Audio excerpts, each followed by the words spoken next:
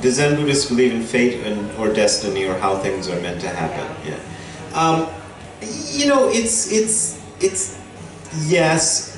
I would say the short answer to that is yes.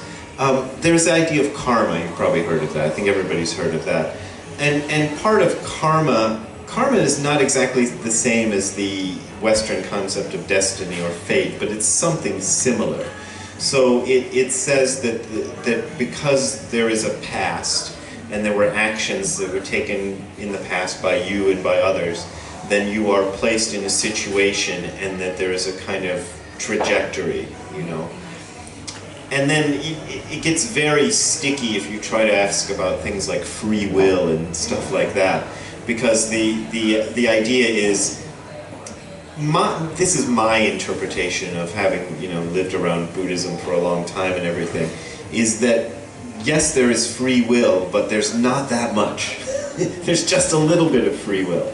So you're kind of bound by your karma to be placed in a situation, and the only free will you actually have is at this moment, you know, there's, like I was just saying, there's something happening and you have a chance to do the right thing or to not do the right thing. And it might just be in a very, very small area, you know. But you have that chance, and that's where free will comes in. But then what you do in that moment then sets off the, you know, then starts to determine what the future is. So, you know, it's just this one brief little moment of free will. And that's the present moment. So yeah, there is a sense, but it's not a sense that you're kind of stuck with whatever. In a sense, you're kind of stuck with your karma. If you read sort of Buddhist literature, they would say, you know, something like the moment of your death is such a large event that you can't do much about that. But within the realm of life, when you're actually living it, you can do a lot of things. There's a lot of things you can do and a lot of choices you have.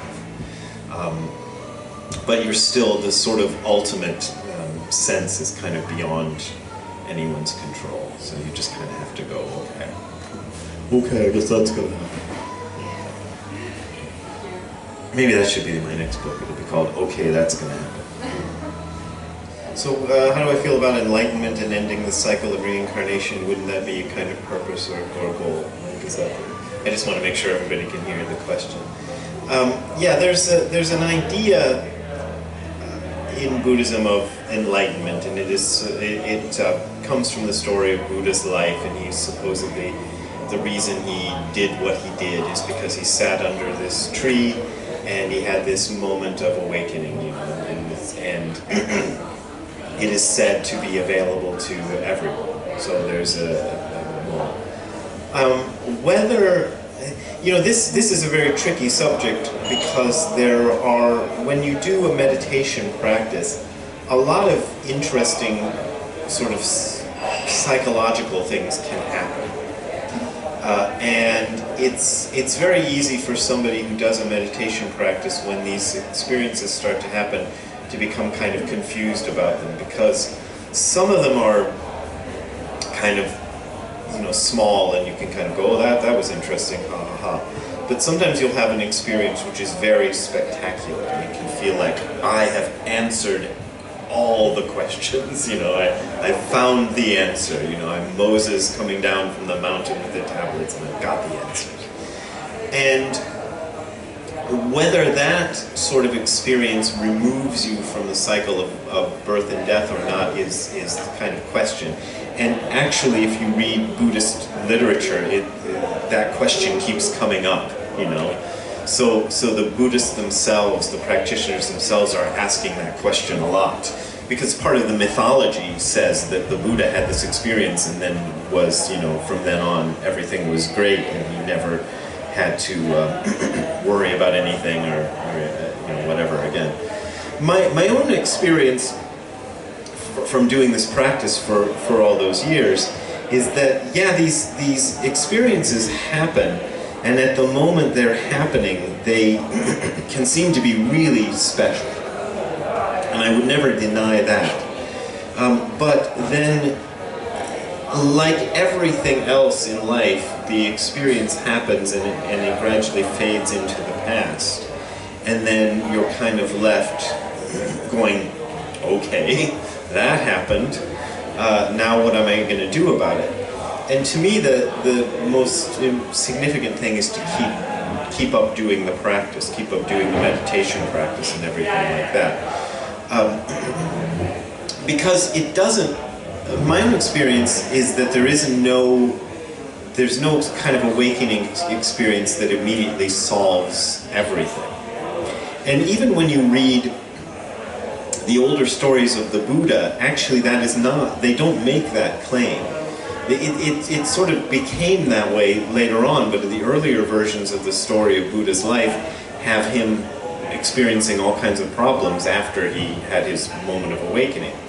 And then it seems like the writers of these stories changed them over time to make Buddha seem more and more special, and they started forgetting about all these problems that he still had after he had his awakening experience.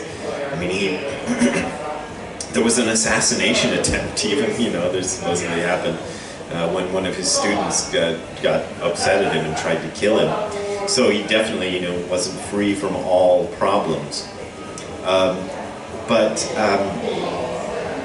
So yeah, what Nishijima Roshi used to call that, he would say there is first enlightenment and second enlightenment. This is one of the ways my teacher used to say it. And he said first enlightenment is just doing the practice of Zazen, because he was very committed to Zazen.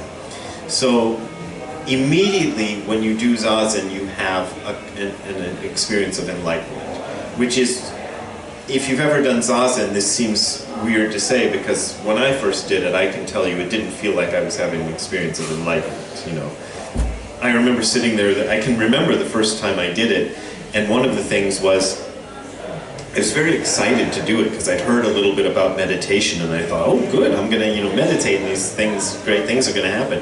And after a few minutes I'm going, nothing's happening. And I remember, because there was a clock on the wall that I could hear, and I thought, I wonder if I can count how many seconds tick off before I get to stop doing this. Because I just was like, I just don't want to do this anymore. But I couldn't count the seconds. So I was just sitting there being very bored and frustrated. But then Nishijima Roshi would say, if you do the practice for long enough, then this, what he called second enlightenment, happens. And he also described this as the experience of solving philosophical problems. And I think that is kind of a good way to put it, because my own experience of these things is that it does solve a lot of philosophical problems. Like, for one thing, I had experiences where I know that for a certain time of doing this practice, I was kind of doubtful about it. I kind of was thinking, well, my teacher did it, and he must have had some kind of special experiences from it, although he didn't talk about it. And then Nishijima Roshi also didn't talk about it, but he seemed to be very convinced that this was a good practice, so something must be good about it. But I always had this kind of doubt, like maybe they're just pulling my leg, maybe they're just, maybe this is just a big scam, maybe this is just all fake. And then there was a moment, a specific moment that I can remember where it just clicked, and I was like, oh, this isn't all fake. This is actually true. All this stuff they said about when you sit Zazen, the entire universe sits Zazen with you, and these strange things that I would read, I suddenly noticed, oh, that's true. It's not even a metaphor, it's true. When you sit Zazen, the entire universe sits Zazen. Which sounds stupid, because I did it this morning at 10 o'clock and you guys weren't there, so, how can that be true? But there is a level at which that is true, and